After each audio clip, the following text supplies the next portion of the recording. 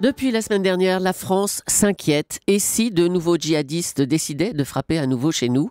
Sommes-nous devenus une base arrière pour ces terroristes? C'est la question qui fâche de 7h15 sur Europe 1. Et pour y répondre, je reçois Philippe Legorju. Bonjour. Bonjour. Vous êtes ancien commandant du GIGN et spécialiste des questions de sécurité. On est saisi, Philippe Legorju, de voir des photos de Koulibaly et de sa compagne, Ayad Boumedienne notamment, tirant à l'arbalète dans ce qui ressemble à un camp d'entraînement dans le Cantal en France. Y a-t-il en France aujourd'hui des camps d'entraînement pour djihadistes ?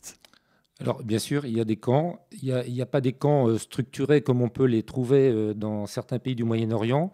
Mais il y a en France aujourd'hui beaucoup de zones qui sont désertées et dans lesquelles ces groupes ou de petites équipes vont régulièrement s'entraîner. Il y en a beaucoup, on sait combien il y en a, on sait où ils se trouvent ? On sait qu'il y a aujourd'hui, il faut dire les choses très, très clairement, plus d'1 millier de jeunes hommes, quelques jeunes femmes, qui sont disponibles sur le territoire, qui sont relativement formés au tir notamment. Et qui s'entraînent chez nous, qui s'entraînent en France. Qui s'entraînent en France, oui. Vous diriez que la France est en train de devenir ou est devenue une base arrière pour les djihadistes ? C'est pas une base arrière, c'est une base tout court. C'est-à-dire qu'il y a en France tous les moyens pour eux de s'exprimer.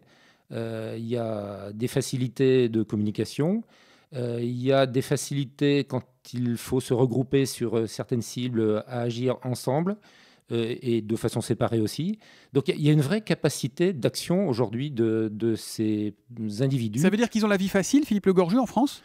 Ils ont la vie relativement facile. Et je dis toujours, depuis un certain temps, on a en France une analyse extraordinaire, on a d'excellents services de renseignement, on a une capacité d'information sur ce qui se passe qui est remarquable. Le problème qu'on a aujourd'hui, c'est qu'on a une inadaptation de la politique sécuritaire à la menace.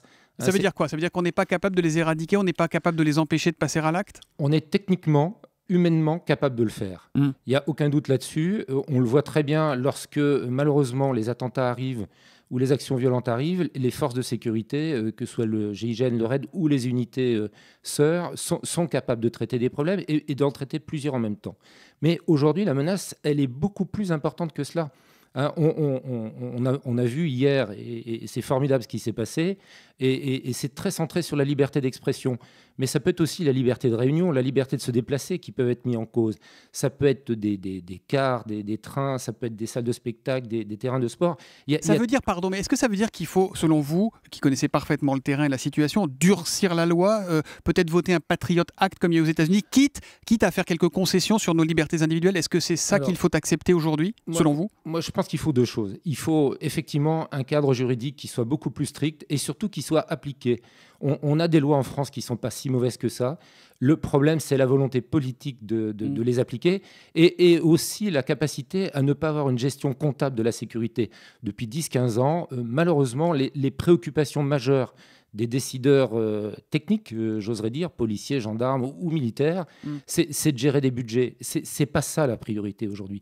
Mais on précisera quand même que lundi 5 janvier, donc avant les événements, Bernard Cazeneuve avait annoncé 500 postes de gendarmes et policiers supplémentaires et que vendredi, Manuel Valls a dit qu'il allait accroître le renseignement intérieur de 500 postes. Donc là, il y a une prise de conscience. Ah, c'est dérisoire ? C'est dérisoire. C'est une goutte d'eau.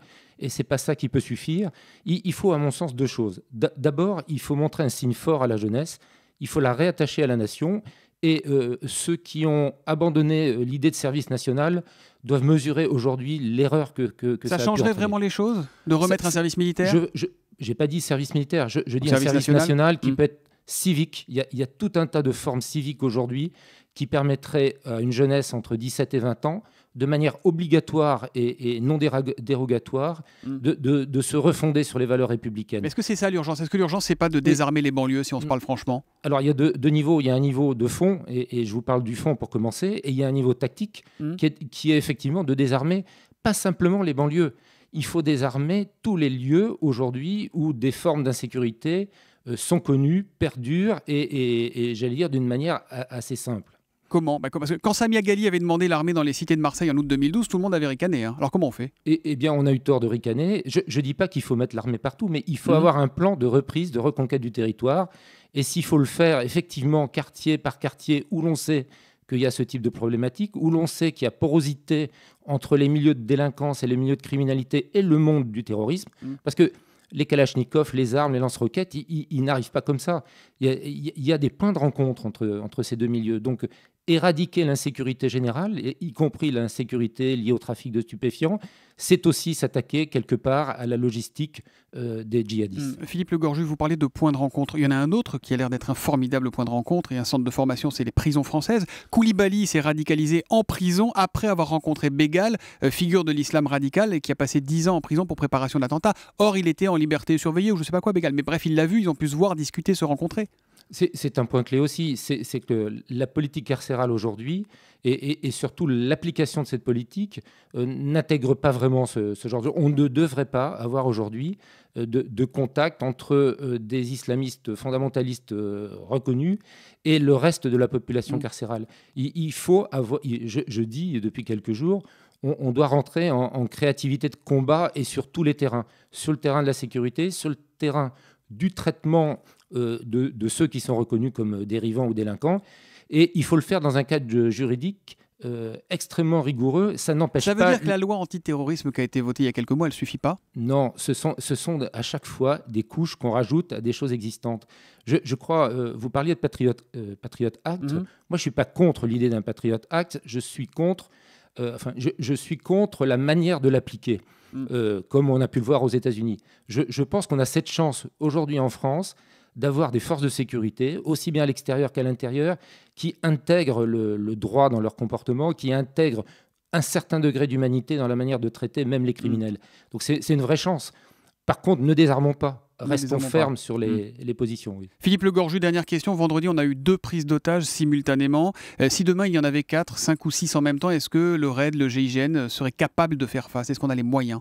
La réponse est oui. Il faut savoir que depuis la multiplication à la fois des prises d'otages massives qu'on a vues dans les pays de l'Est, en Russie notamment, et aussi d'autres pays où se sont produits des prises d'otages successives, les forces de sécurité françaises ont été réorganisées et, j'allais dire, réingénierées aussi en termes de tactique de terrain. Et aujourd'hui, on sait répondre à 6, 7 attaques. Mais on ne pourra pas faire des journées de deuil national à chaque fois qu'on aura une attaque de ce type. Et malheureusement, aujourd'hui, si on ne rentre pas dans une vraie vision sécuritaire qui intègre le droit, encore une fois, l'humanité, mais la force aussi. La force est une vraie composante de la démocratie. Merci Philippe Le Gorju d'avoir été en direct sur Europe 1 ce matin. Merci également à François Coulon à vos côtés pour la réalisation de ce duplex, puisque vous vous trouvez à Nantes. Merci, bonne journée. Bonne journée.